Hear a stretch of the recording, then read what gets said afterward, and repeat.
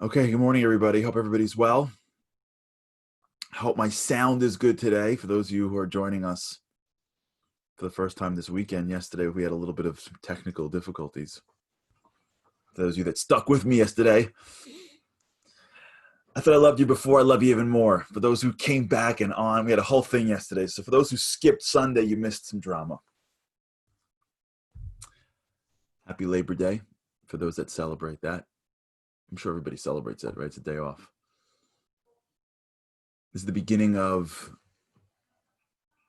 the next quarter, the beginning of fall. Very much around the world, there's like this sense, there's this nostalgia. I used to hate this day because I used to always feel like this is like the end of like summer.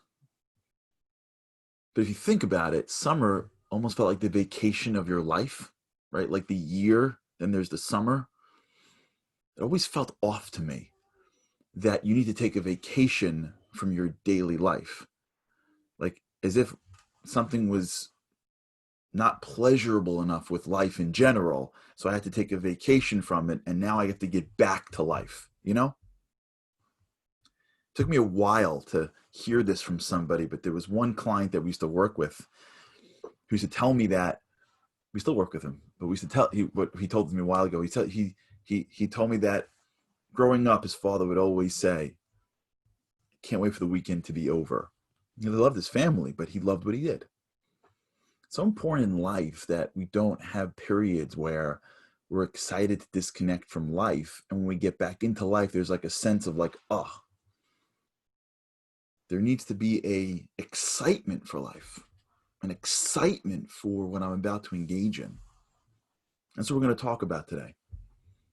It's this Labor Day feeling. It's not supposed to be like, oh, like I remember, especially when I was working at these big firms, like Memorial Day was like a dream. July 4th was like the beginning of summer, and Labor Day was like, forget about it. People came in post Labor Day. It was like they were in like a funk, and they didn't get out of it until like, Thanksgiving, because that was the beginning of the next vacation.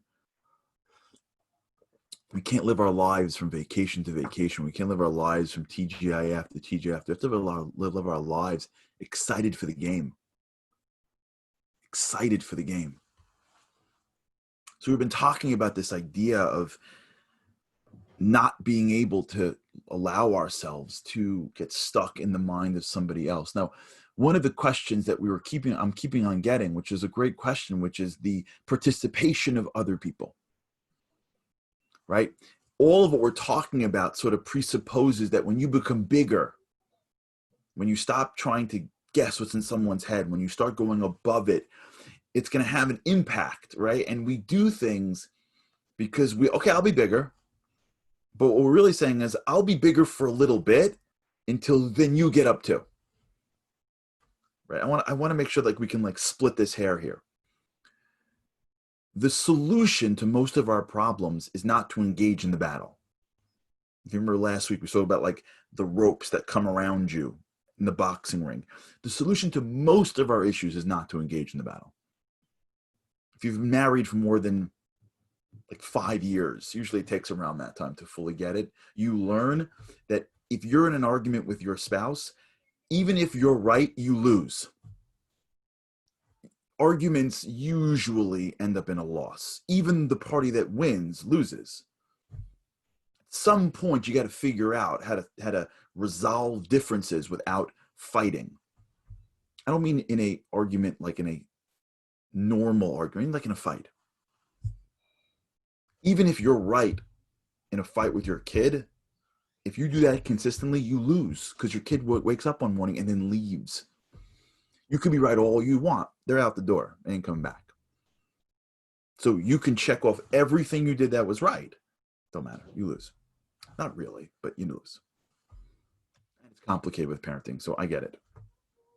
I get it, but it's complicated. But that's what the real is. That's what the reality is. To navigate around recognition that the way to many of our crises is above it. If you ever want to see a proof of that, just look at America today, 2020. Just go take a look at the country where it is right now, 2020. And you see people just yelling at each other. There are people that divorce each other because they vote for different parties. There are people in families that if you say you're voting for one person, that's it. It's like game over. The inability to see somebody else with a different opinion as still a human being, et cetera, et cetera. Now it's just like it is descended into like almost political chaos. And it is because we have allowed ourselves to slip into the fight and no one is like rose above it. And then when crisis comes for a few minutes, we rise above it. And then like as it slows down a little bit, we get back to normal. But when I talk about being bigger, there's a trap to being bigger. And here's the trap. The trap is we don't really want to be bigger. We want to still be right. So we say we'll be bigger, knowing that that's just a technique to get the other person even to be bigger. Right? So I'll be the bigger one with my marriage, with my children, with my friends, with my family. And as soon as I ascend to a higher position, I don't take the bait. I don't guess what's in your head. I bring my light into the conversation, unadulterated and unconditional.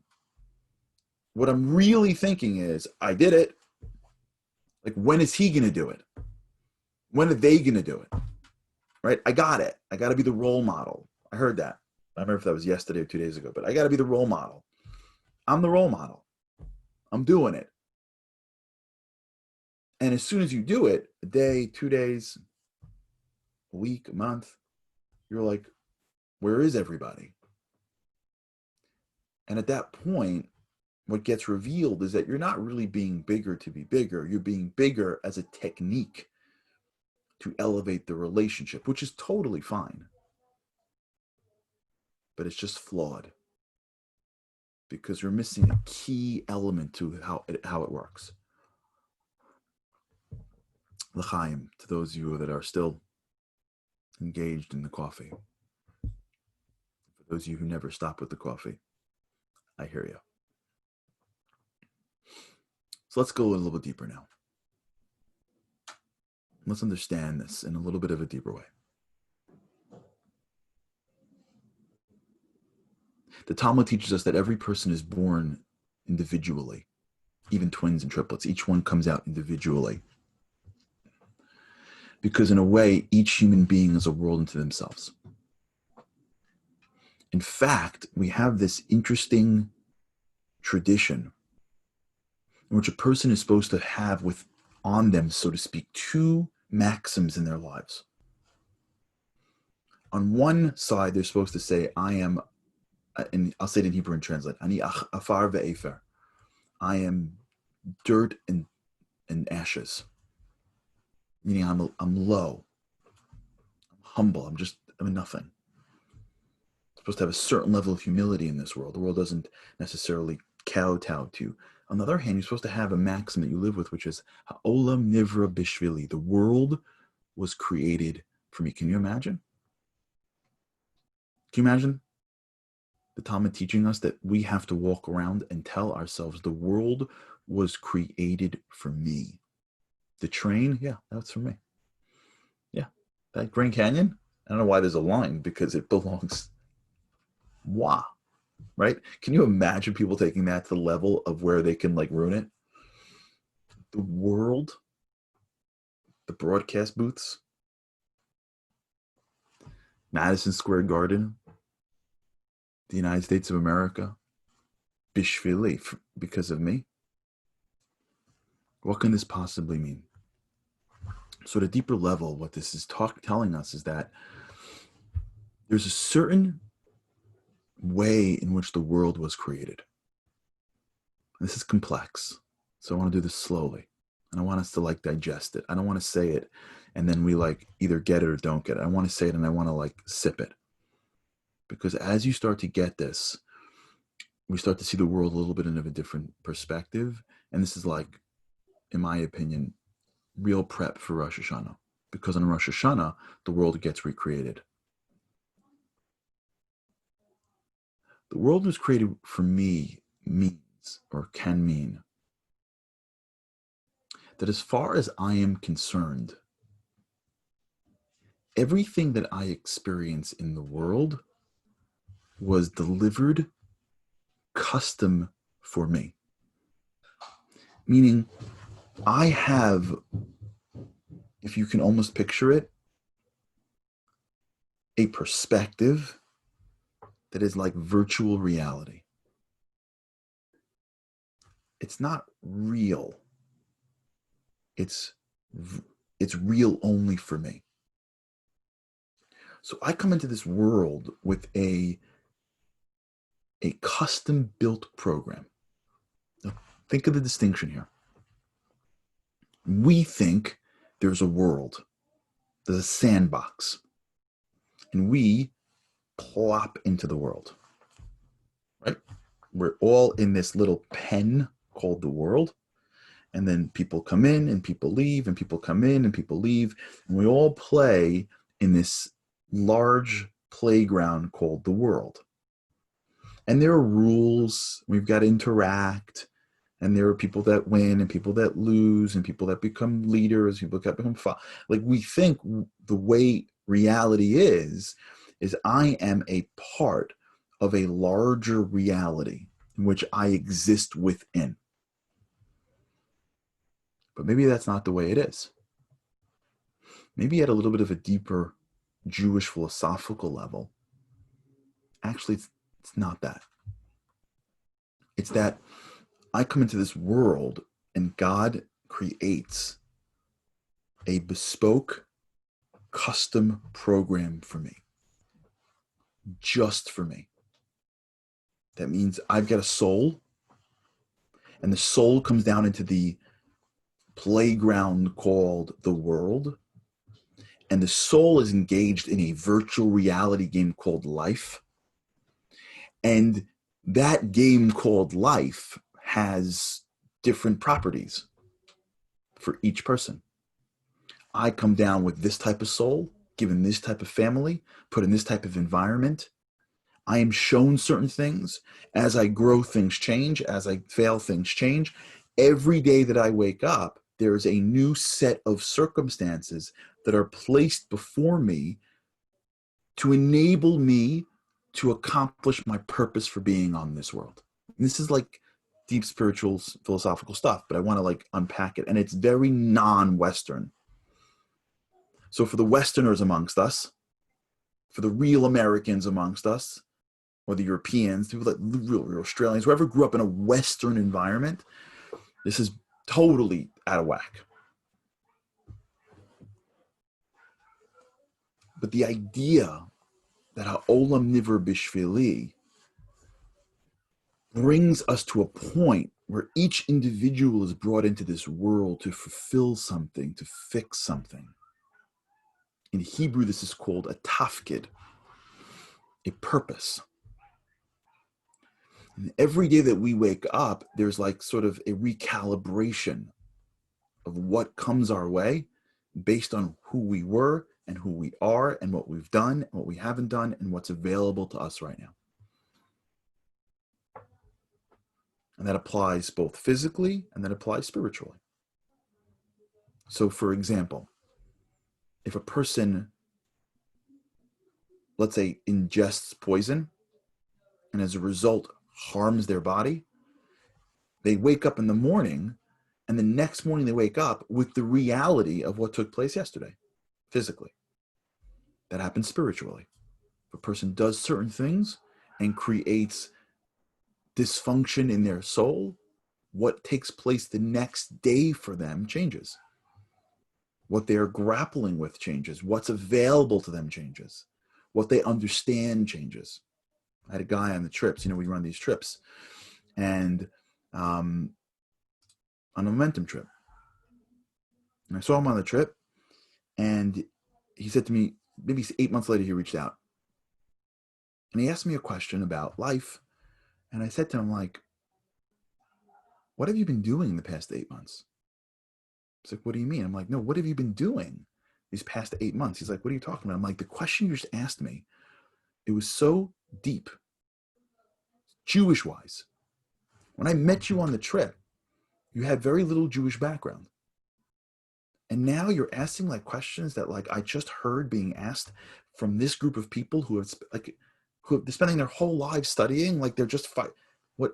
So he said a couple of things that he had taken on without telling anybody, certain practices and certain teachings and certain whatever. And to him, he's the same guy, but he was what was available to him, insights, wisdom. It was totally different. Because every time we act, we are changing our world and we are experiencing the world in a certain way. This is the concept that the world was created for me. It means that my world is custom built for me. The only thing that I've ever seen close to this in the media, in the world of media, is a movie that I saw a long time ago called I can't thank you, and I can't tell the question. But there's a movie a long time ago called The Truman Show. Have you seen The Truman Show? You ever see The Truman Show? I look in The Truman Show, right? I think it's Jim Carrey, right? Is like on an island, and everyone's like acting for him. You know what I'm talking about? And there's like a whole booth, and everywhere he moves, right? I want you to picture that every one of us is living the life called The Truman Show. Every one of us. And there's a world. It's just not a physical world. It's just like your mom is really your mom, right? Just like it's not, no one knows, at least nobody knows physically. But there's a world in which you are being able to create your reality and it is being calibrated for you. That's why when we think through our lives, there's a certain purpose to everything. There's no such thing that someone comes down and they stumble and it's unfair. There's a purpose to what they were doing. There's a continuum to their soul that exists pre and post their life here. This is like Jewish philosophical stuff. But why is it so critical for? And we'll end with this, but we'll continue it. Because as we understand this, it begins the process of enabling us to see the world very differently. This is like a new chapter of what we're talking about that really begins to give us an insight of what we're doing every day. If I am living in the playground and I have someone that I'm friends with, married to, raising, it makes sense that we're living in a quid pro quo world because I got to survive in this world and I need stuff. And it just so happens that what I need is you because you do things I can't do for myself.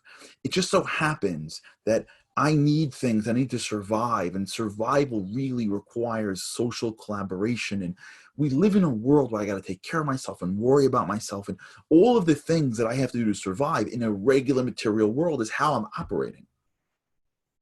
So if we're married and we're living in a quid pro quo relationship, now it's an honor that I get to spend that with you and not with this person, but still, I need things and you need things.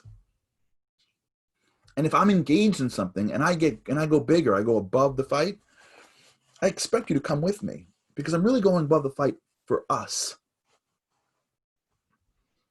And if you don't come with me, we get a problem. That assumes that I need you in this world.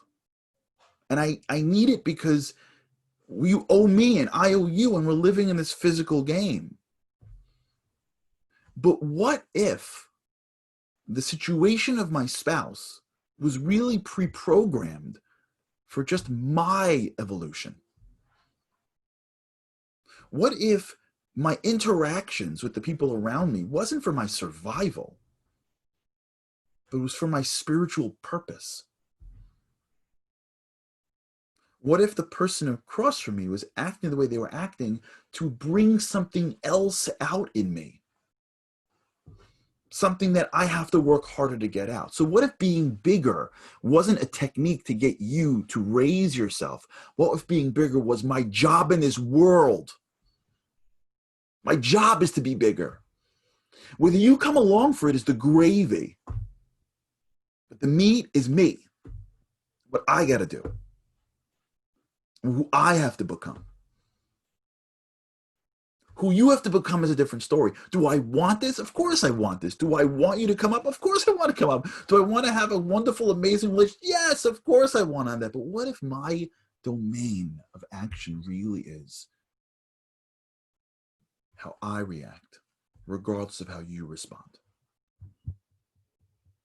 Now we're getting close to this whole concept of ha'olam nivra bishvili. There's a certain game of life. And that game of life really is that we're playing against ourselves. People think that life is a contact sport. It's not. It's more like golf. You're playing against yourself. How does that work? What does that mean? How does that help? Well, with God's help, we'll talk about it. Just think about this a little bit today. Just begin the process of considering that I am living in a virtual reality without making yourself crazy about it, in which everything that comes my way is coming my way to make me greater. It's complicated. It's hard. All right, we'll get there. Have an awesome day with God's help. I cannot wait to see you again tomorrow.